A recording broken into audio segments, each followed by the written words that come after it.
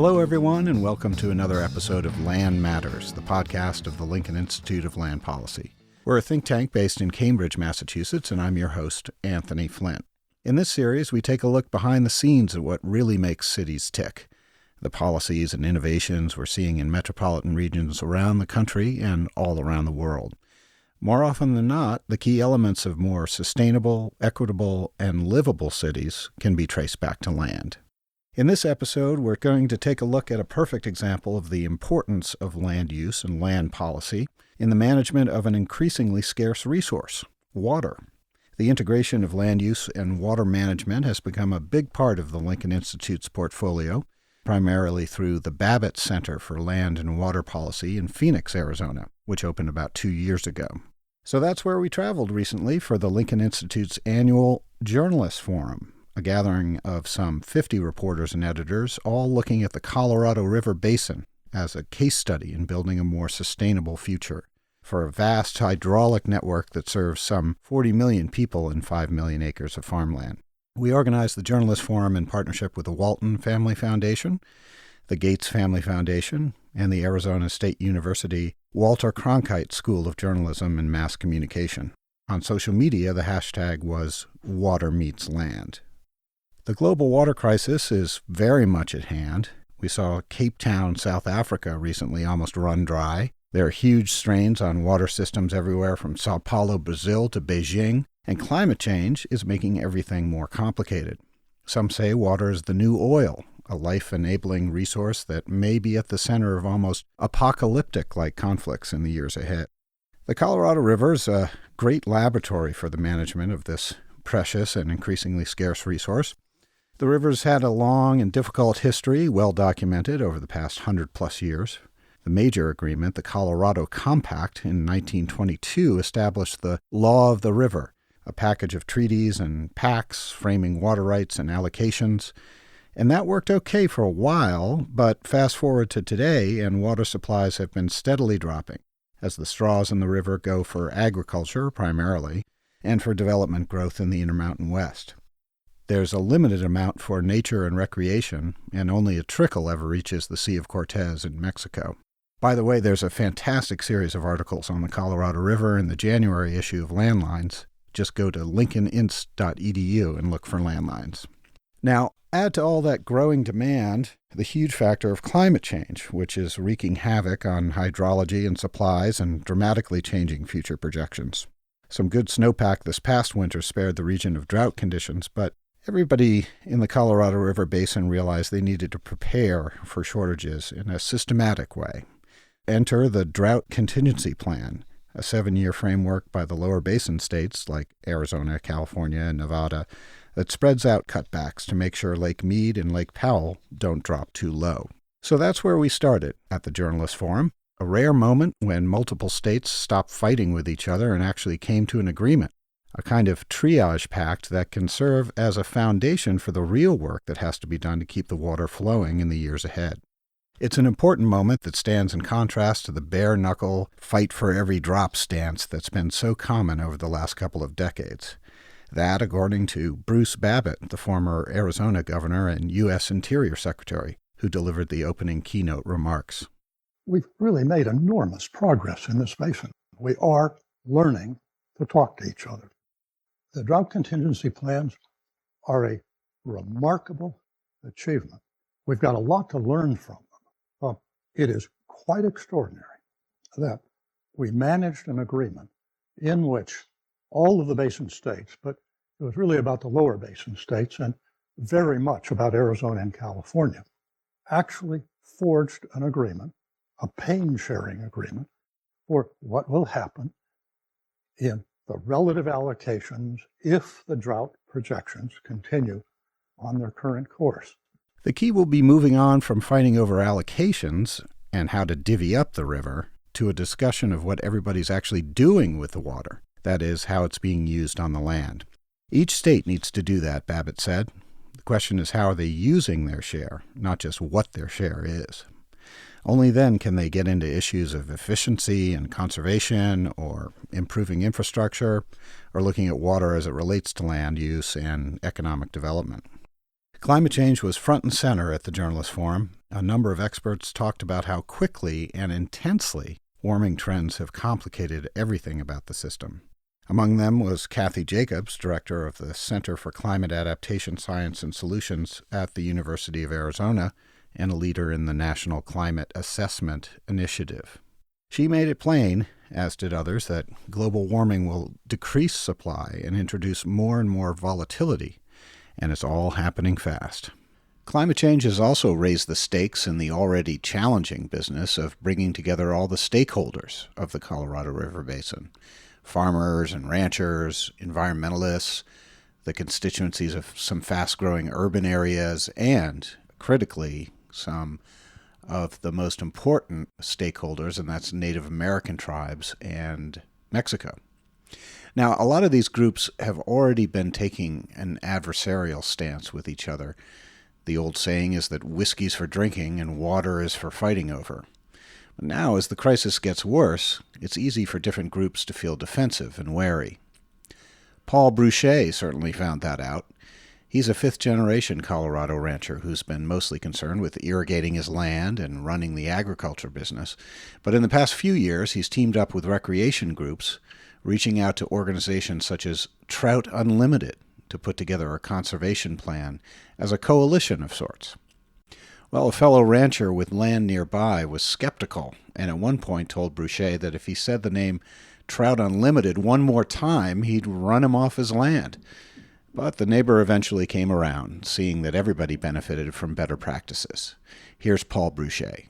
Instantly, when he knew that the motivation was not to exclusively look at it just from a river habitat trout perspective, but there was a way, there was a common damage to the river system that needed addressed for all things. And that kind of became one of the slogans of our project, is that, healthy rivers need healthy ranches, and healthy ranchers need healthy rivers. He's had a very big shift in his mentality. I think that honestly, over the time, he just kind of felt beat up. And I think that this has been very inspiring and rejuvenating for him to understand that there's more to the river system than just operating his pump. So what about solutions?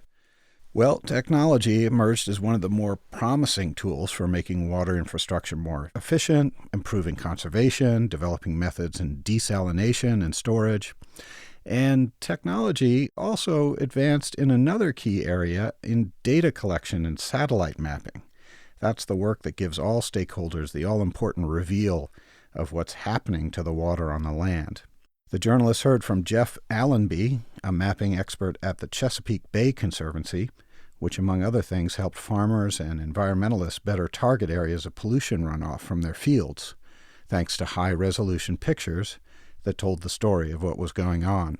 George Mack McCarthy, president of the Lincoln Institute, told that part of the story. With 1 meter resolution data, they were actually able to say, wait a minute, we can actually track the flow of water across this landscape, and we can tell you with some precision where it would be the best place to interrupt this flow to keep it from flowing into the stream and eventually flowing into the Chesapeake.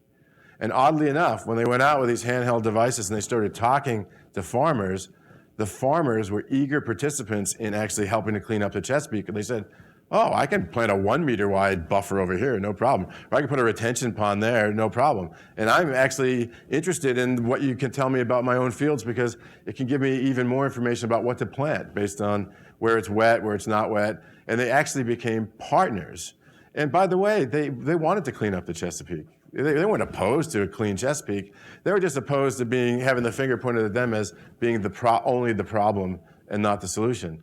But the solution was something that was so out of reach for them that they couldn't really participate in a meaningful way, and they could only live in some level of antagonism until the right kind of story with pictures was able to then give them the right kind of information at the right time, and it changed the entire kind of sociology of cleaning up the Chesapeake. Many of the participants agree that there's plenty to gain by eliminating grass lawns, for example, or recycling water for use in toilets, or finding different ways to grow thirsty crops, and by scrupulously linking water management with land use, zoning for housing, and economic development.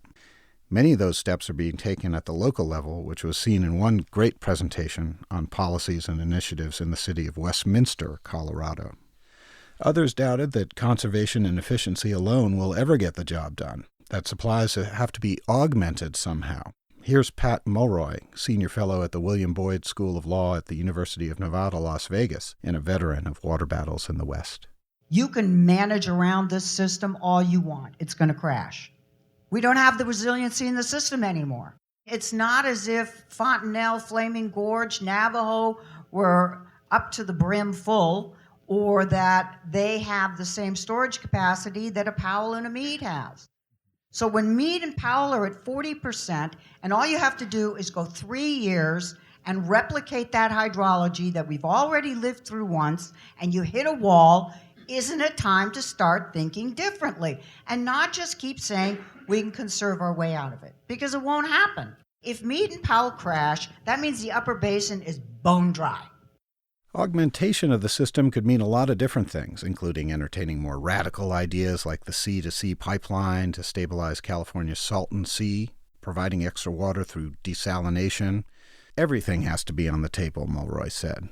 There was agreement on this, though, that all these decisions are going to have to happen in the next few years, given the race against time that is climate change. Accordingly, the water crisis is going to need a lot of journalistic attention, beyond the kind of horse race coverage of who won what battle. Ted Kowalski, Senior Program Officer for the Walton Family Foundation's Colorado River Initiative, announced the establishment of the Water Desk, an independent news organization dedicated to coverage of Western water issues, to be led by Mitch Tobin at the University of Colorado. In a session called Practicing the Craft, Elizabeth Hightower Allen, features editor at Outside Magazine, talked about the challenge of crafting content that captures attention, most often by building on human drama. And I had the honor of interviewing Paolo Bacigalupi, author of The Water Knife, a rather disturbing narrative of a dystopian future of chronic water shortages. The dark and action-packed novel was certainly one way to draw attention to water issues, but at a couple of times in our conversation he said, "I'd love to be proven wrong." The journalists agreed that while specialized outlets like Circle of Blue, Aspen Journalism, or ProPublica have been putting out water issues front and center, there's no substitute for thoughtful coverage by major metropolitan newspapers, which can have greater influence on elected officials and policymakers. In terms of reaching the general public, reporters and editors have their work cut out for them. As one journalist put it at the forum, they have to aim for the center, readers and viewers and listeners who are neither freaked out by what's happening nor in denial that a crisis exists. One important journalistic obligation emerged. That's holding all parties accountable for following through with commitments. Some interesting coverage flowed out of the journalist forum, including dispatches in the California Planning and Development Report, the Colorado Sun, the Voice of San Diego, and Discover Magazine. For those stories and more detail on the forum, please go to lincolninst.edu and click on Landlines Magazine. From there, you can link over to the full agenda and also view some videos taken over these extraordinary 2 days of ideas and discussion. So that's it for this episode. We're going to be looking at all kinds of other elements of successful cities, better ways to finance infrastructure, new perspectives on slums, the revival of smaller post-industrial cities, and much more. We're finding answers in land. Join us next time for Land Matters, the podcast of the Lincoln Institute of Land Policy. I'm Anthony Flint. Thanks for listening.